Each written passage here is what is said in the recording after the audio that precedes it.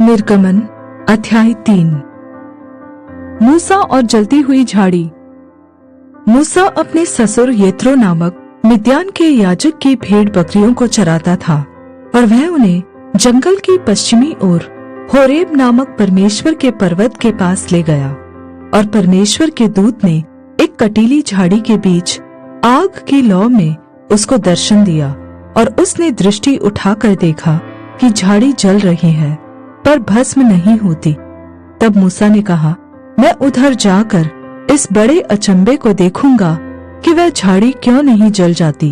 जब यहोवा ने देखा कि मूसा देखने को मुड़ा चला आता है, तब परमेश्वर ने झाड़ी के बीच से उसको पुकारा, हे मूसा, हे मूसा। मूसा ने कहा, क्या आज्ञा? उसने कहा, इधर पास मत आ और अपने पांवों से जूतियों को उतार दे, क्योंकि जिस स्थान पर तू खड़ा है वह पवित्र भूमि है। फिर उसने कहा, मैं तेरे पिता का परमेश्वर और अब्राहम का परमेश्वर, इसहाक का परमेश्वर और याकूब का परमेश्वर हूँ।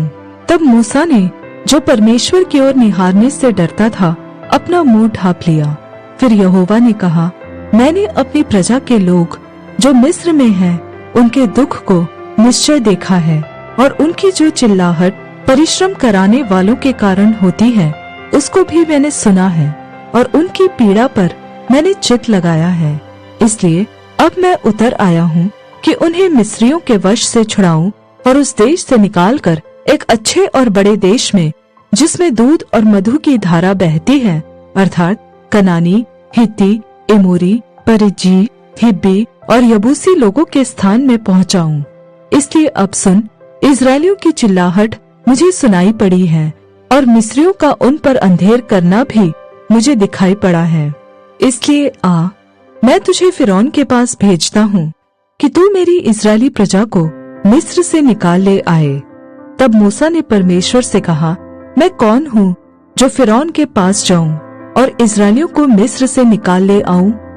उसने कहा, निश्चय मैं तेरे संग रहूंगा और इस बात का कि तेरा भेजने वाला मैं हूँ तेरे लिए यह चिन्ह होगा कि जब तू उन लोगों को मिस्र से निकाल चुके, तब तुम इसी पहाड़ पर परमेश्वर की उपासना करोगे।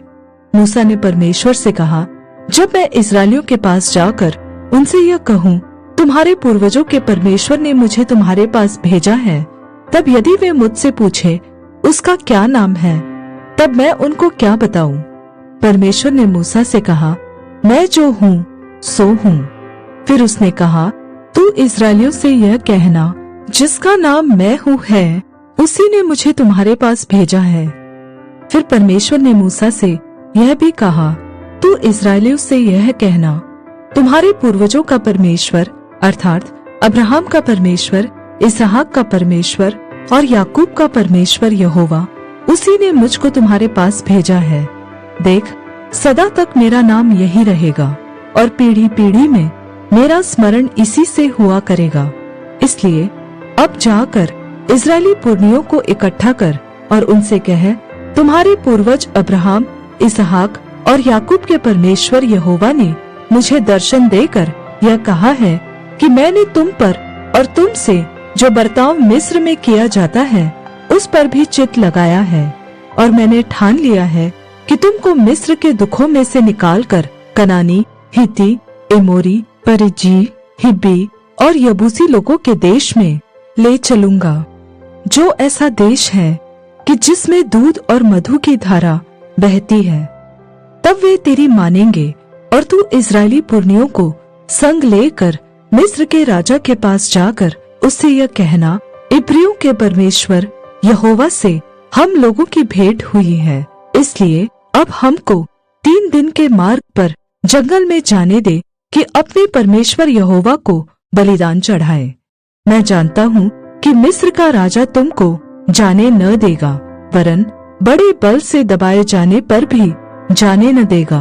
इसलिए मैं हाथ बढ़ाकर उन सब आश्चर्य कर्मों से जो मिस्र के बीच करूँगा, उस देश को मारूंगा और उसके पश्चात वह तुमको जाने देगा। तब मैं मिस्रियों से अपनी इस प्रजा पर अनुग्रह करवाऊंगा और जब तुम निकलोगे तब खाली हाथ न निकलोगे, वरन तुम्हारी एक एक स्त्री अपनी अपनी पड़ोसिन और अपने अपने घर में रहने वाली से सोने चांदी के गहने और वस्त्र मांग लेगी, और तुम उन्हें अपने बेटों और बेटियों को पहनाना। इस प्रकार तुम मिस्रियों को लूटोगे।